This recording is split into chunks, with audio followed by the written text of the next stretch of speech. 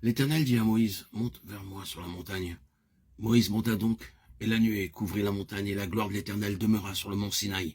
Exode 24, 12, 15, 16. C'est Dieu lui-même qui avait fait sortir Israël hors d'Égypte.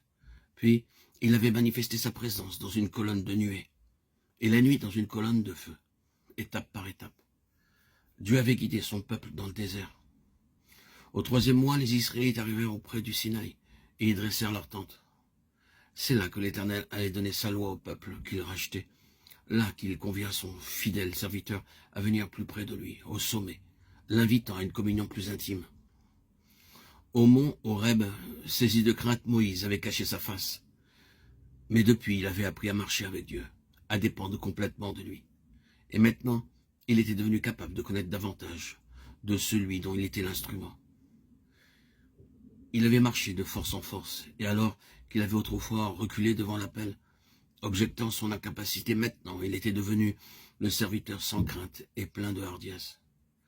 L'instrument fidèle du Dieu invisible, dans la communion duquel il vivait.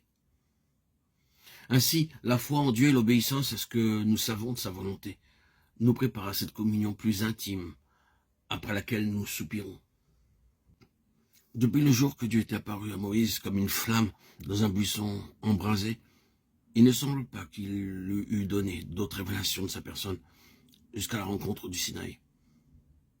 Au cours de la lutte avec Pharaon, tandis qu'Israël murmure contre Moïse, les rapports entre Dieu et son serviteur sont exprimés par ces mots. Et l'Éternel parla à Moïse. Mais lorsqu'Israël arrive devant le Sinaï, il est écrit que Moïse monta vers Dieu et que l'Éternel l'appela au sommet. Exode 19, 3. Très probablement, Moïse cherchait à connaître la pensée de Dieu au sujet du peuple d'Israël. Et dès lors, il fut conduit pas à pas dans une communion toujours plus intime avec Dieu, jusqu'à être admis à contempler la gloire qui ressemblait à un feu dévorant. Quand il redescend vers le camp, sa figure resplendit de lumière. Et il est devenu le plus doux de tous les hommes qui existaient sur la terre. La première fois qu'il était monté au Sinaï, Dieu l'avait renvoyé avec un bref message donnant les conditions essentielles pour que les Israélites fussent son peuple. Avec la réponse du peuple, Moïse retourne vers l'Éternel. Tout ce que Dieu a dit, nous le ferons. Alors, il reçoit l'ordre de commander aux Israélites de se préparer, car Dieu descendra sur le mont Sinaï. Il parlera à Moïse, et le peuple entendra sa voix.